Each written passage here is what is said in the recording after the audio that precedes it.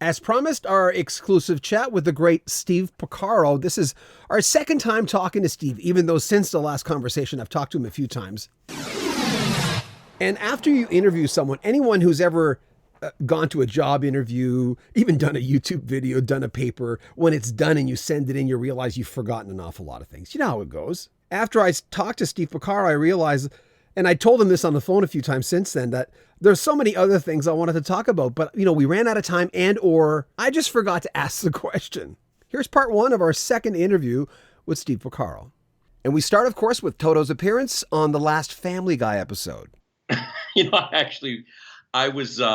haven't been feeling well. My back's been out and I was flat on my back, and I heard the guys in the back TV room just laughing and laughing and laughing. And I've got to do an on-demand thing or something to check it out. But I've been seeing all these different screenshots, and we absolutely love that stuff. You know what I mean? Especially a show that so many of the guys adore. It wasn't just some weird random show no one's ever heard of.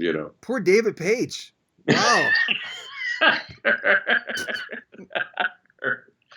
And the Poseidon Adventure is such a favorite movie of all of ours, and that was kind of right out of it. How did it feel having David on stage with you guys in LA?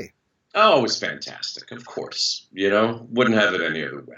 And if anyone deserves to be taking some bows, especially for the song Africa, it's David Paich. I'm glad he got to do that. Yeah. So no more, obviously, because he's in LA, and that's probably going to be it for David, right? Probably. We never say never. You know what I mean? Again, to be honest with you, a lot of this legal stuff had really kind of taken the wind out of our sails. It was so intense for so long. You know what I mean? It just kind of wore on everybody. And, we're at a point in our lives, most of us, that just are kind of had it with the high stress. We're just kind of looking to have some peace and, you know what I mean? Have our careers go where they're going to go gracefully. And, but I never say never. I mean, believe me, I need some time home.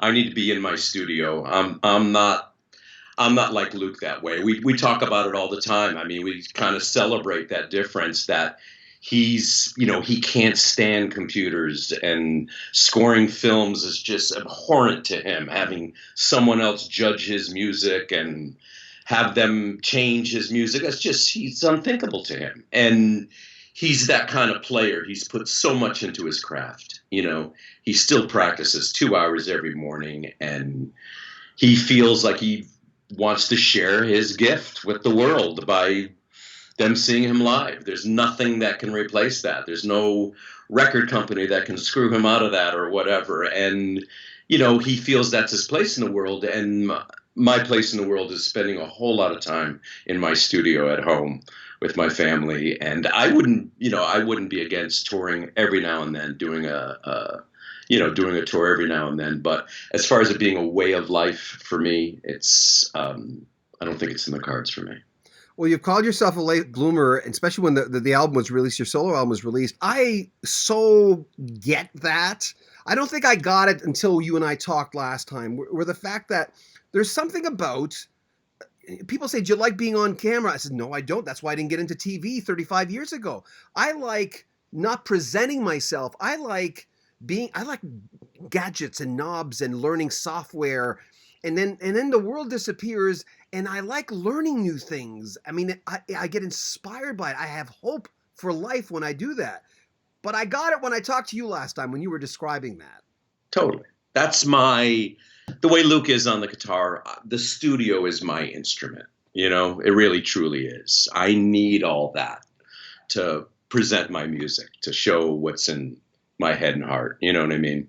I need all that stuff. And again, believe me, I'm trying to your point, I'm trying to, as much as I love doing that, and I get so seduced by new software and new sounds and all that, I'm at a point in my life, I'm trying to, I'm into Logic, and I'm way into kind of Ableton Live, and I kind of want to just put the blinders on now and get out of the manual and, stop the tutorials and just master those two things and a few select synths and have output. I just want to show why I got into this stuff in the first place, was because it was going to be able to help me with my output and assist me in writing songs and be a music making machine. I just want to get to that and do nothing else but that, but output. More and more solo albums. And I want to do 5 more. I was talking to Shem the other day, and I was saying, and Luke has this, and a lot of people I talk to have the same thing. And I never discovered the term till maybe I was 40 years old, which is you have a curious mind. That's what keeps you going.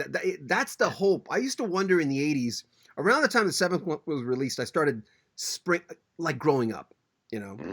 And I started realizing, I'm going, what is it? Why am I excited? What is it that makes me excited? And I realized, well, you have hope, but also you have a curious mind. You want to open that door.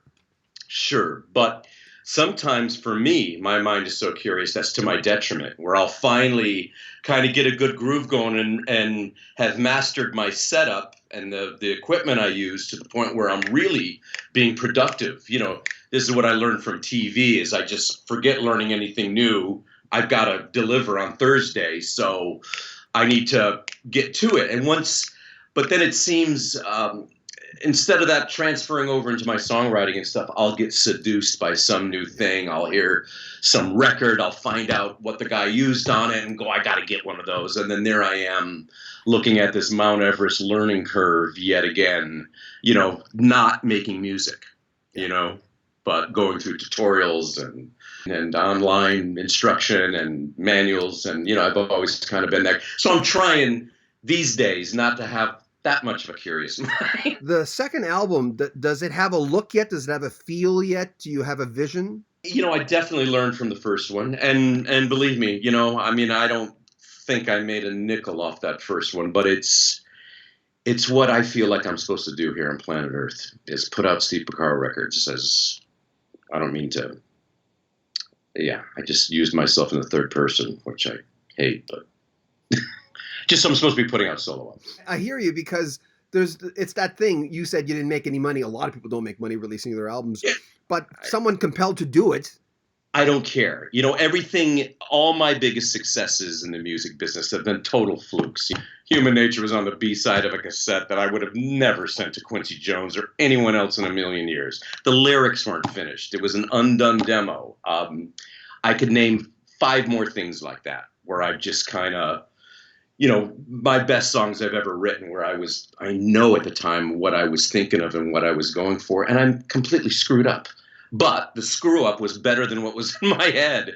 And I just had the wherewithal to realize that, and that my mistakes are usually the best stuff I do, So I just feel like my job is to just put out my music. What happens with it, how much it sells, or maybe if another artist happens to hear one of the songs and, wants to do it, that's how things have worked for me.